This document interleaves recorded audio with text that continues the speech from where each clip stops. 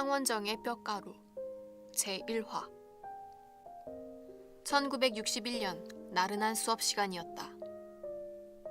장난이라면 1등인 나는 하루도 얌전히 넘어가는 날이 없었다. 점심시간도 끝나고 한참 졸릴 무렵 담임선생님이 나를 불렀다. 길진아, 잠깐 따라와라.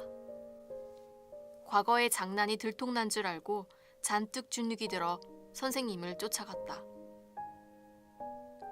혼날 때 혼나더라도 수업보단 나았다. 국전에 작품 좀 내야겠다. 잠이 싹 달아났다. 국전은 대한민국 미술전람회라는 이름으로 1949년부터 시작, 매년 경복궁 미술관에서 성대히 치러지고 있었다. 그런 행사에 작품을 내라니. 내가 우리 학교에서 제일 붓글씨를 잘 쓰지 않니? 이대로만 쓰면 된다. 선생님이 주신 종이엔 화장실은 저쪽에, 작품에 손대지 마시오 라고 큼지막하게 쓰여 있었다. 지금은 플라스틱 안내판을 쓰지만 그때는 사람이 직접 손으로 써서 벽에 붙였다. 선생님은 내 얼굴을 읽었는지 정말 국전에 작품을 내라는 줄 알았니? 라고 크게 웃으셨다. 우리 학교가 경복궁 미술관과 가까워 행사 진행 일부를 돕게 되었는데 그중 붓글씨 표어를 내게 맡기신 것이었다. 나중에 커서 진짜로 국전에 출품할지도 모르니까 연습이라고 생각하고 열심히 써라. 그날 밤 정갈한 자세로 한지를 펼치고 숨을 가다듬은 뒤 정신을 집중했다. 내 머릿속은 온통 국전을 장식할 표어로 가득 찼다. 지금까지 갈고 닦은 기량을 후회 없이 선보이리라. 어찌나 열심히 썼는지 이마에 구슬땀이 맺힐 정도였다.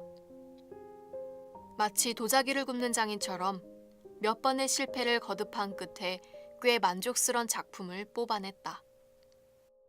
화장실은 저쪽에. 내 인생 최고의 글씨였다. 행사장 벽에 붙이기엔 정말 아까운 작품이었다. 그렇게 몇 장의 글씨를 쓰고 나니 완전히 탈진돼 바닥에 눕고 말았다. 언젠가 진짜 국전의 작품을 내야지. 나는 행복한 꿈을 꾸며 글씨 속에서 잠이 들었는데 이튿날 중앙청 건물을 지나 경복궁 미술관으로 달려갔다. 내가 쓴 표어를 붙이기 위해서였다. 이른 아침이라 그런지 경복궁은 왠지 스산했다.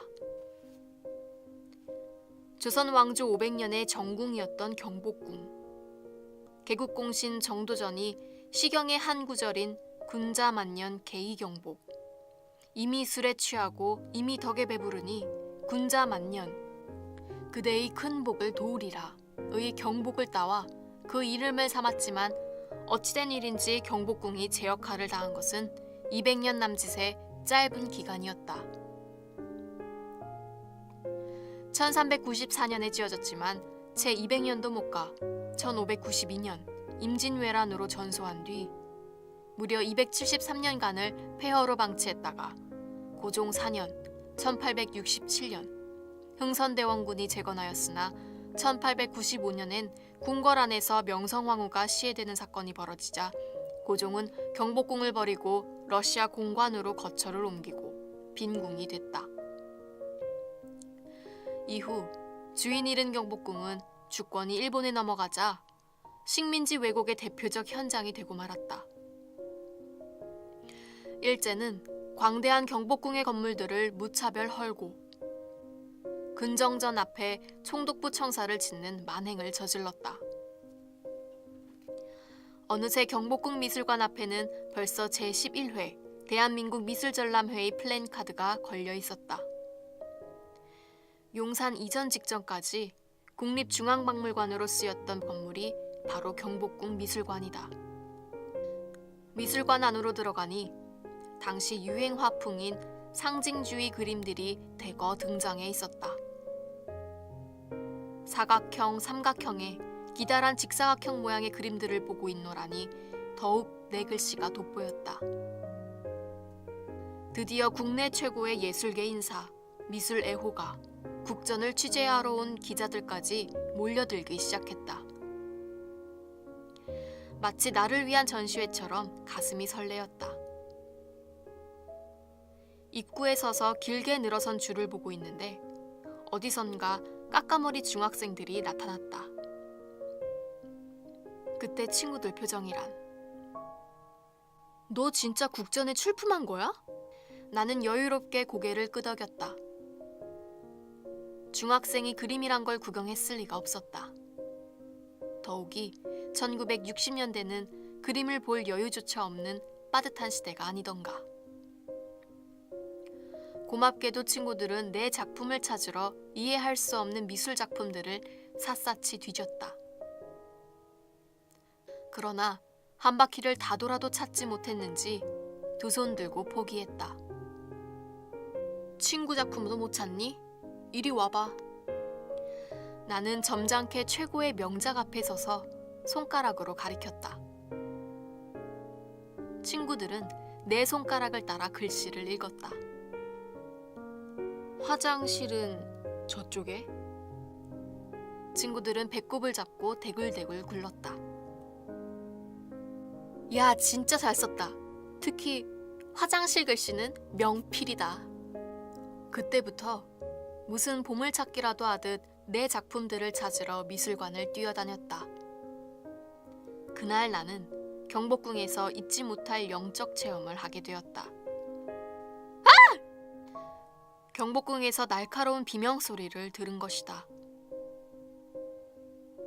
정궁이며 나라님이 사시는 궁궐에서 비명 소리라니.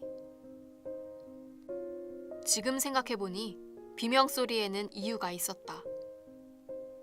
경복궁에선 수많은 피해 전쟁이 일어났다. 그 시작은 이성계의 차손인 이방원이 일으킨 제1차 왕자의 난이다. 사진 설명. 태조 이성계 영정. 이성계는 새로운 나라를 꿈꾼다. 그러나 건국 과정은 순탄치 않았다. 반대 세력의 피를 뿌리며 조선을 건국한다. 그러나 실제로 한양천도를 강력히 추진한 왕은 이방원, 태종이었다. 기어이 경복궁에 왕궁을 세우게 한다. 한양으로 수도를 옮기기로 결정한 왕은 조선의 시조 태조 이성계다.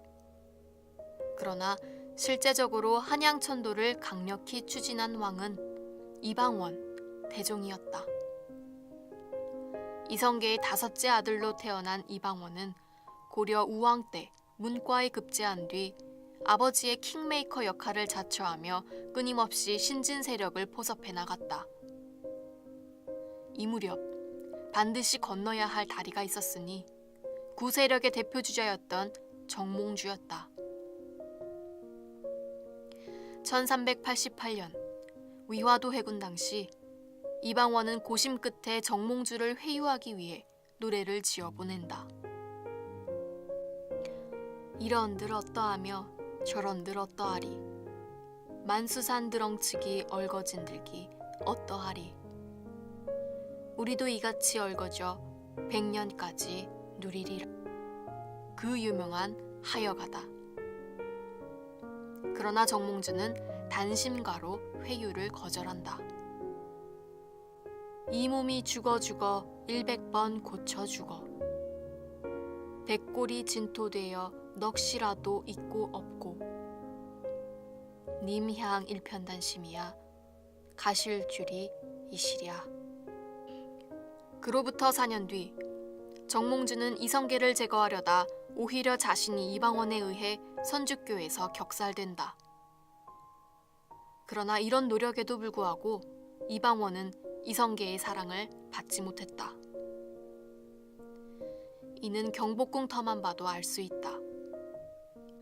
한양을 새 도읍으로 정한 무학은 땅은 사방이 높고 중앙이 평탄해 수도로 삼을만 하다. 고 강력 축천했지만 한양의 주산을 북악산으로 할 경우 남향이 되기는 하되 동쪽의 낙산이 좌청룡이 되고 서쪽의 인왕산이 우백호가 되므로 백호의 기상이 너무 강하다는 점이 마음에 걸렸다. 그래서 인왕산을 주산으로 삼아 동향으로 궁궐을 앉히면 북악산이 좌청룡, 남산이 우백호가 돼 장손이 흥왕할 것이라 짚었다. 사진 설명. 대동여지도의 경조 오부도 김정호 1861년. 무학대사는 한양의 주산을 인왕산으로 삼고자 했으나 이방원과 정도전에 의해 좌절된다. 북악산을 주산으로 삼아 경복궁의 좌향을 남향으로 잡은 것은 불행의 시작이었다. 신라의 의상대사가 산수 비기를 통해 예언했다.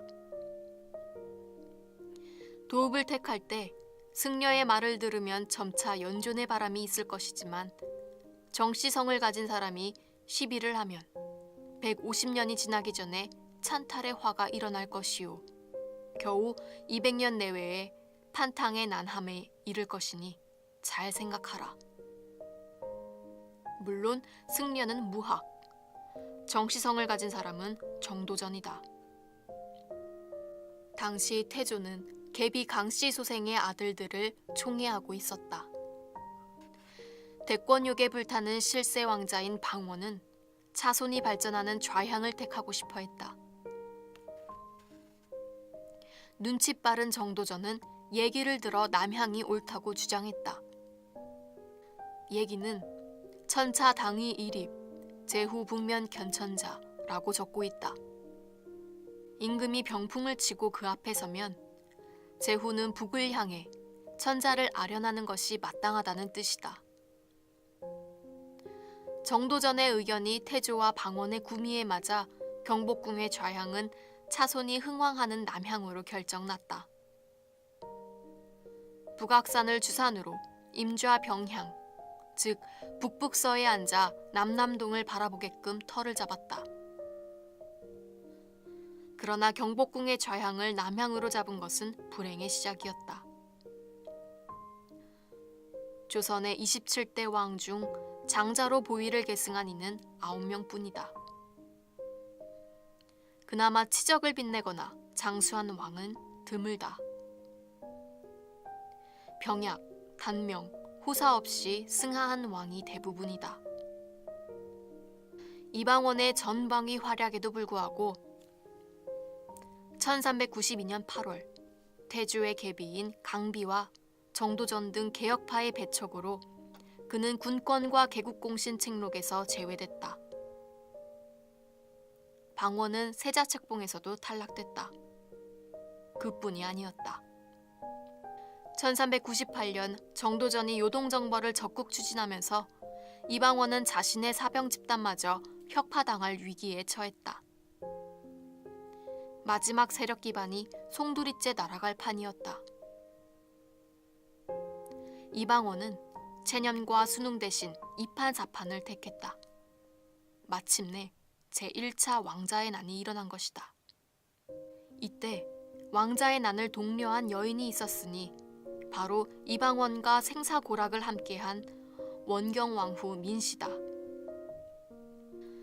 1382년 2살 연하의 이방원과 결혼한 그녀는 한동안 왕비의 꿈을 품지 않았다. 5째 며느리였기 때문이다. 그러나 이성계가 본처 신의왕후 한씨 소생이 아닌 신덕왕후 강씨 소생의 11세 방석을 세자로 선택하자 생각이 달라졌다.